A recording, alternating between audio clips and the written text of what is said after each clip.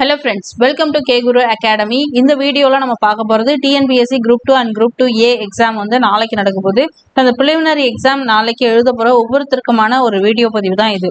So இது வந்து நான் பல வருடமா டிஎன்பிஎஸ்சி படிச்சுட்டு இருக்கேன். நான் டிஎன்பிஎஸ்சி பத்தி எனக்கு எல்லாம் தெரியும் அப்படின்னு சொல்லக்கூடிய அந்த நபரா இருந்தாலும் சரி, இல்ல ஃபர்ஸ்ட் டைம் நான் இப்பதான் வந்து ஒரு எக்ஸாம் எழுத போறேன் அப்படிங்கிற ஒரு பிகினரா இருந்தாலும் சரி, எல்லாருக்குமான ஒரு வீடியோவா இது கட்டாயம் இருக்கும். ஸோ வீடியோவா முழுமையா பாருங்க, ஓகேவா? நான் சொன்ன மாதிரி தம்ப்நெயில் பார்த்துருந்தீங்கன்னாவே தெரியும். அந்த வீடியோல நம்ம பார்க்க போறது டூஸ் அண்ட் டோன்ட்ஸ் அப்படின்னு கூட சொல்லலாம். நாளைக்கு தேர்வுக்கு தயாராகிறதுக்கு முக்கியமான இன்ஃபர்மேஷன்ஸ் இன்னையில இருந்து நீங்க என்னென்ன விஷயங்களை பண்ணணும், அந்த தேர்வு முடிஞ்சு வர்றது வரை என்னென்ன இன்ஃபர்மேஷன்ஸை நீங்க வந்து எப்பொழுதுமே ஞாபகத்தில் வச்சுக்கணும் அப்படிங்கிற சில முக்கியமான தகவல்கள் நம்ம இந்த வீடியோல பார்க்க போறோம், ஓகேவா?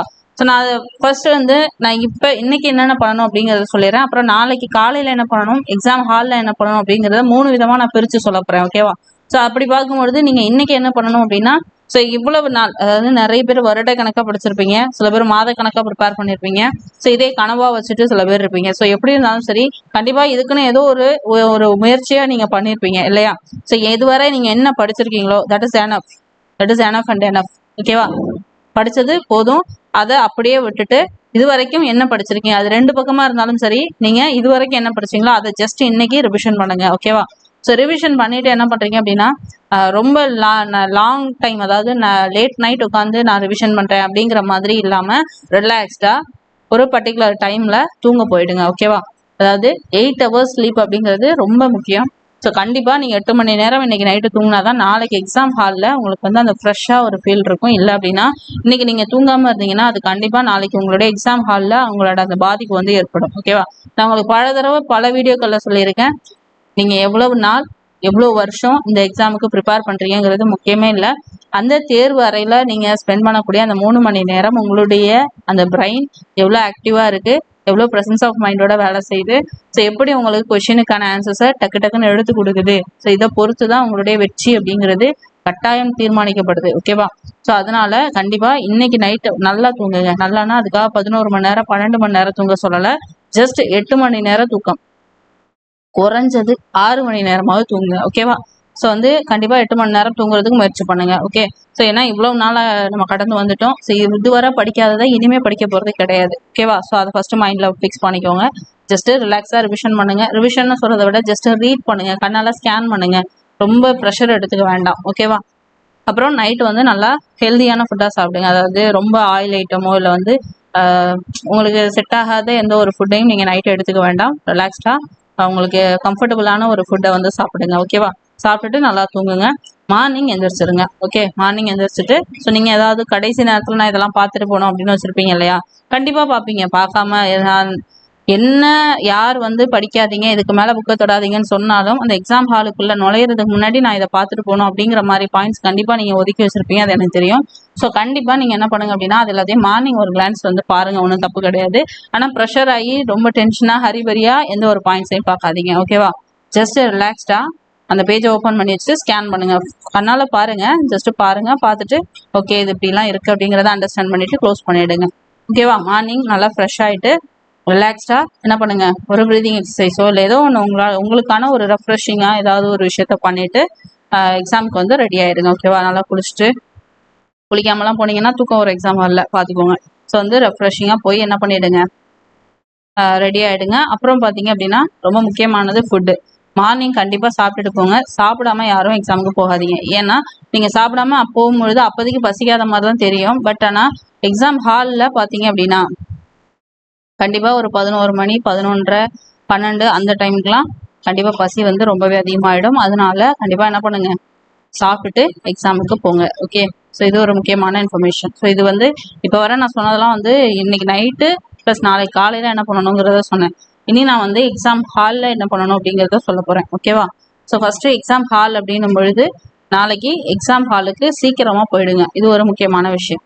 சாப்பிட்டுட்டு போகணும், எக்ஸாம் ஹாலுக்கு சீக்கிரம் போகணும். ஸோ ஏன் சீக்கிரம் போகணும், அதான் 9 மணி வரை கேட் க்ளோசிங் டைம் கொடுத்துருக்காங்களா அப்படின்னு கேட்கலாம். ஸோ வந்து கேட் க்ளோசிங் டைம் வர நீங்க வெளியில இருக்கணும்னு அவசியம் இல்லை. ஜஸ்ட் 8:30 to 9 கொடுத்துருக்காங்களா, அட்லீஸ்ட் ஒரு 8:45க்காவது நீங்க ஹாலில் உட்கார்ற மாதிரி மைண்ட் செட் பண்ணிக்கோங்க. ஏன்னா நீங்க 9 மணிக்கு எக்ஸாம் ஹாலுக்குள்ள போனா போதும் அப்படிங்கிற ஒரு மைண்ட் செட் வந்துருச்சுன்னா கண்டிப்பா நீங்க லேட்டா தான் போவீங்க. லேட்டா போறதுங்கிறத விட அந்த பதட்டம், இந்த 9 மணிக்கு நீங்க போய் அந்த பெஞ்ச்ல உட்கார்றதுக்கும் எட்டே முக்காலுக்கே அந்த பெஞ்சில் போய் உட்காந்து ஒரு 1/4 மணி நேரம் ரிலாக்ஸ் ஆகிறதுக்கும் அந்த என்வரான்மெண்ட்டை உங்களுக்கு ஏற்ற மாதிரி மாற்றிக்கிறதுக்கும் நிறைய டிஃப்ரென்ஸ் இருக்குது. ஸோ வந்து ஹரிபரியாக போகாதீங்க. 8:45 உங்கள் சீட்டில் நீங்கள் உட்கார்ற மாதிரி பிளான் பண்ணிக்கோங்க. ஓகேவா? சரி, இப்போ எக்ஸாமுக்கு போகிறதுக்கு முன்னாடி நீங்கள் என்னென்ன எடுத்துகிட்டு போகணும் அது ரொம்ப முக்கியமானது இல்லையா? ஸோ அப்போ அப்படி எடுத்துகிட்டு போகிறதுன்னு பார்க்கும்பொழுது கண்டிப்பாக நீங்கள் என்ன சோர்ஸில் போக போகிறீங்க, அதாவது ஆட்டோ, பஸ், அப்போ சைக்கிள் இல்லை பைக், எப்படி போக போகிறீங்க அப்படிங்கிறத பார்த்துக்கோங்க. அடுத்தது பார்த்தீங்கன்னா நீங்கள் எடுத்துகிட்டு போகிற விஷயங்கள், நீங்கள் போட்டுக்கக்கூடிய அந்த ட்ரெஸ் வந்து உங்களுக்கு கம்ஃபர்டபுளான ட்ரெஸ். நீங்கள் எந்த ட்ரெஸ்ஸில் கம்ஃபர்டபுளாக ஃபீல் பண்ணுவீங்களோ அந்த ட்ரெஸ் போட்டுக்கோங்க. ஓகேவா? ரொம்ப ப்ளசண்ட்டாக போகணும் அப்படிங்கிறத விட உங்களுக்கு கம்ஃபர்டபுளாக இருக்கணுங்கிறது தான் இங்கே ரொம்ப முக்கியமானது. அதையும் நோட் பண்ணிக்கோங்க.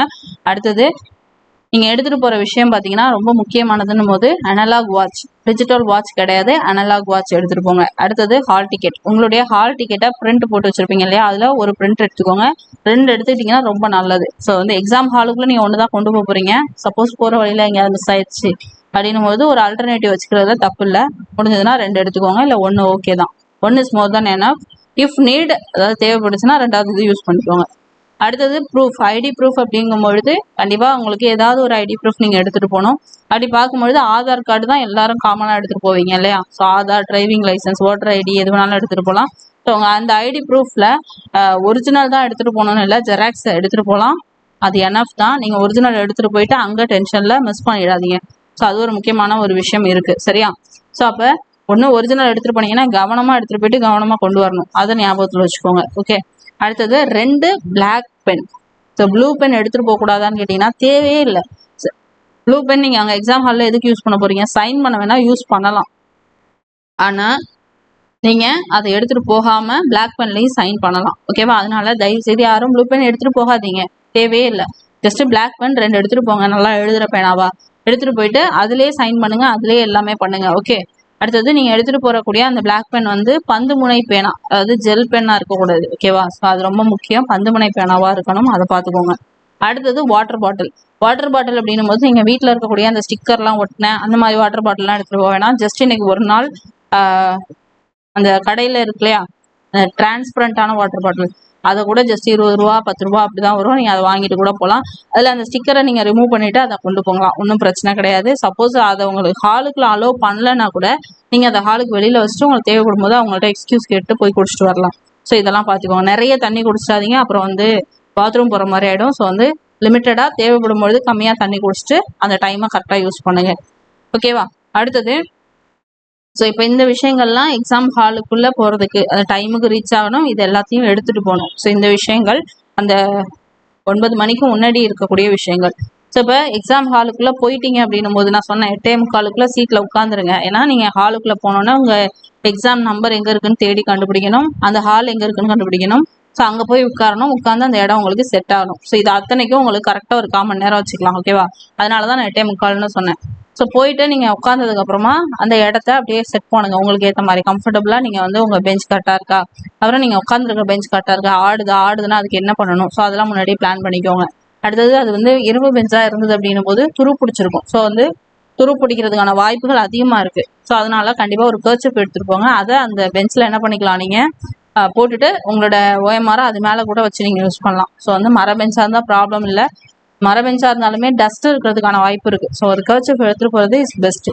இல்லை அப்படின்னாலுமே இல்லை என்கிட்ட கர்ச்சிப்லாம் இல்லை, இனி போய் நல்லா அரேஞ்ச் பண்ண முடியாது அப்படின்னா ஒன்றும் பிரச்சனை இல்லை. நீங்கள் ஆதார் கார்டு ஜெராக்ஸ் எடுத்துகிட்டு போகிறீங்கல்ல, அந்த பேப்பரை என்ன பண்ணுங்கள் உங்கள் ஓஎம்ஆருக்கு அடியில் வச்சுருங்க. ஓகேவா? ஸோ இந்த ஹால் டிக்கெட் அண்ட் உங்களுடைய ஆதார் ஜெராக்ஸ் இது 2ஐயும் நீங்கள் வந்து அந்த மாதிரி யூஸ் பண்ணலாம். ஸோ அதில் உங்களுக்கு டஸ்ட் படிஞ்சால் பிரச்சனை இல்லை. பட் ஓஎம்ஆர் ரொம்ப சேஃப் அண்ட் செக்யூராக நீங்கள் யூஸ் பண்ணணும். எந்த ஒரு டஸ்ட்டும் எந்த ஒரு இந்த துரு பிடிச்ச கரையும் ஒட்டிடாமல் பத்திரமா என்ன பண்ணுங்க ஹேண்டில் பண்ணுங்க. ஓஎம்ஆர் ஹேண்ட்லிங்கை பொறுத்த வரைக்கும் உங்களுக்கு முன்னாடி இருந்த பேட்டர்ன் வேற, இப்போ இருக்கிற பேட்டர்ன் வேற. ஸோ அப்போ அந்த கவுண்ட் பண்ணி போடுவீங்க இல்லையா, ஸோ அந்த கவுண்டிங்லாம் இப்போ இருக்க போகிறதுல உங்களுக்கு கண்டிப்பாக ஓஎம்ஆர் ஹேண்டில் பண்ணுறது ஈஸியாக தான் இருக்கும். ஸோ அப்போ எக்ஸ்ட்ராவாக கொடுப்பாங்க இல்லையா ஒரு டைம், ஒரு 1/4 மணி நேரம் அந்த கவுண்ட் பண்ணுறதுக்கு 10 நிமிஷம் அதிகமாக தந்தாங்கல்ல, அதெல்லாம் இனி கிடைக்காது. ஸோ அதையும் ஞாபகத்தில் வச்சுக்கோங்க. கரெக்டாக எக்ஸாம் டைம் என்னவோ அந்த டைமுக்கு ஸ்டார்ட் ஆகும், எப்போ முடியுமோ அப்போ முடிஞ்சிடும். ஸோ இது எல்லாமே வந்து நீங்கள் முன்கூட்டியே தெரிஞ்சுட்டு போனீங்க அப்படின்னா தான் என்ன ஆகும், உங்களால் எந்த ஒரு கன்ஃபியூஷனும் இல்லாமல் கரெக்டாக எக்ஸாமில் பெர்ஃபார்ம் பண்ண முடியும். ஓகேவா? ஸோ கரெக்டாக ஒரு கொஷினை ரீட் பண்ணிங்கன்னா அதுக்கு என்ன ஆன்சர் ஏபிசிடி இருக்குது. ஸோ கன்ஃபார்மாக ஆன்சர் தெரிஞ்சதை ஃபஸ்ட்டு ஷேர் பண்ணிகிட்டே போங்க. நான் உங்களுக்கு நிறைய வீடியோஸில் சொல்லியிருக்கேன். ஸோ ஏதாவது ஒரு கொஷின் வந்து பார்த்துருப்பீங்க, அதுக்கு ஆன்சர் சரியாக தெரியாமல் இருக்கலாம். ஸோ அது அப்படியே பின்னாடி பார்த்தீங்கன்னா அதே கொஷின் கொஞ்சம் மாறி அதுக்கான ஆன்சர் பின்னாடி கூட இருக்கும். ஸோ அது மாதிரி தெரியாத கொஷினை கொஞ்சம் விட்டுட்டு பின்னாடி பார்த்துக்கலான்ட்டு வந்துருங்க. ஸோ ஒரு கொஷினை பார்த்துட்டு அதே இடத்துல ஸ்டெக் ஆகி நிற்கிறதோ இல்லை அதுக்கு நிறைய நேரம் டைம் எடுத்து யோசிக்கிறதோ இதெல்லாம் வேண்டாம். ஏன்னா உங்களுக்கு கொஷின் பொறுத்த வரைக்கும் எப்படி இருக்குங்கிறத ப்ரெடிக்ட் பண்ண முடியாம தான் நீங்கள் எக்ஸாம் ஹாலுக்குள்ளே போறீங்க இல்லையா? ஸோ அப்படி இருக்கும்போது ஃபஸ்ட்டு நீங்கள் கொஷின் பேப்பரை 9 மணிக்கு உங்களுக்கு கொடுக்குறாங்க அப்படின்னும் போது அதை வாங்கினோன்னா நீங்கள் ஃபஸ்ட்டு என்ன பண்ணணும்? கொஷின் பேப்பரை வாங்கிட்டு ஜஸ்ட்டு ஒவ்வொரு பக்கத்தும் கரெக்டாக பிரிண்ட் ஆகிருக்கா, 200 கொஷின்ஸ் இருக்கா அப்படிங்கிறத ஃபஸ்ட்டு பார்க்கணும். பார்த்துட்டு பிரிண்ட் எல்லாம் கரெக்டாக இருக்குன்னும் பொழுது நீங்கள் என்ன பண்ணலாம்? அந்த புக்லெட் நம்பரை உங்களோட OMRல ஷேட் பண்ணலாம். பண்ணதுக்கப்புறமா OMR கரெக்டாக ஃபில் பண்ணணும். ஓகேவா? ஸோ வந்து இப்போ உங்களுக்கு ஃபில்லிங் ரொம்ப கிடையாது, ஷேட் பண்ணுற ஒர்க் மட்டும்தான் இருக்கும். முன்னாடி தான் நேம் அதெல்லாம் எழுதுகிற மாதிரி இருக்கும். இப்போ எல்லாமே அவங்களே பிரிண்ட் பண்ணி கொடுத்துட்றாங்க. ஸோ அப்படி இருக்கும்போது நீங்கள் புக்லெட் நம்பர் கரெக்டாக ஷேட் பண்ணுங்கள்.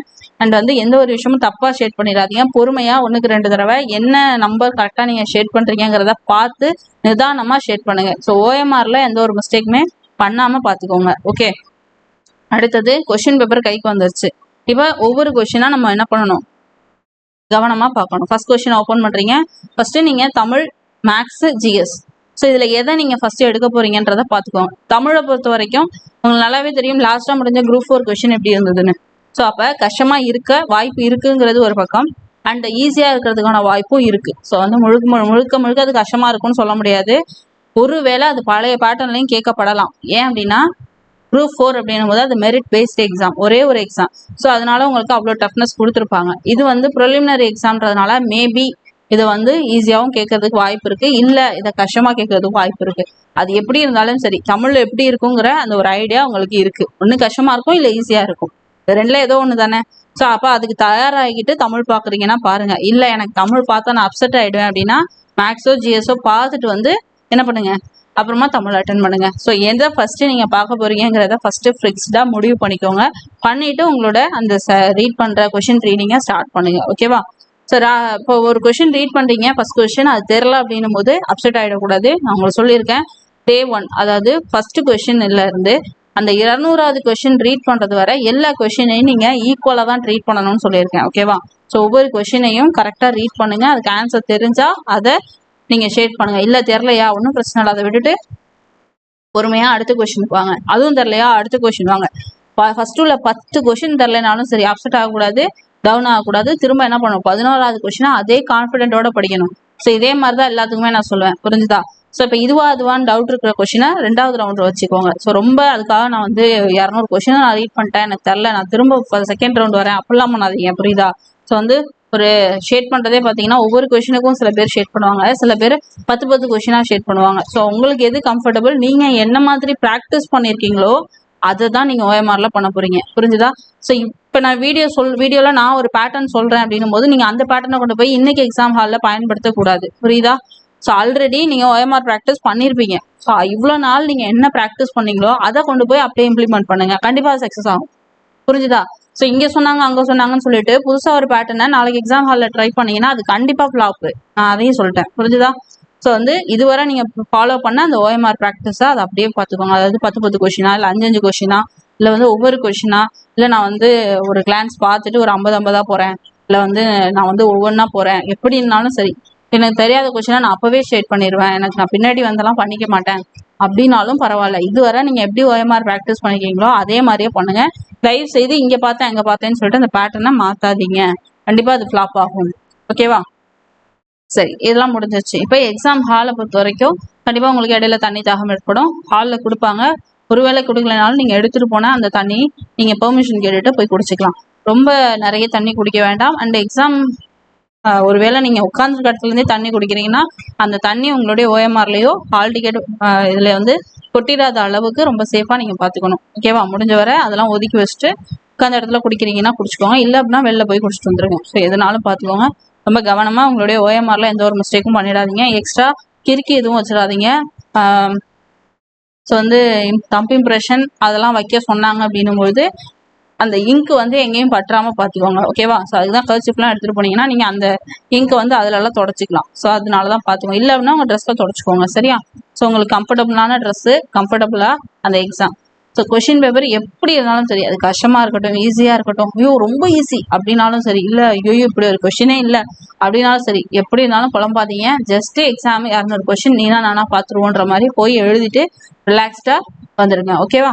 சரி, இப்போ நான் வந்து ஓரளவுக்கு நீங்க எப்படி இருக்கணும் இன்னையில இருந்து, இந்த வீடியோ பார்த்ததுக்கு அப்புறத்துல இருந்து நீங்க என்ன மாதிரி உங்களோட ப்ரிப்பரேஷனை இனி பண்ணணும், அண்ட் நாளைக்கு என்னென்ன பண்ணணும், எக்ஸாம் ஹாலில் என்னென்ன பண்ணணும் அப்படிங்கிற மொத்த தகவலையும் சொல்லியிருக்கேன். கண்டிப்பா இது உங்களுக்கு யூஸ்ஃபுல்லா இருந்திருக்கும்னு நம்புறேன்.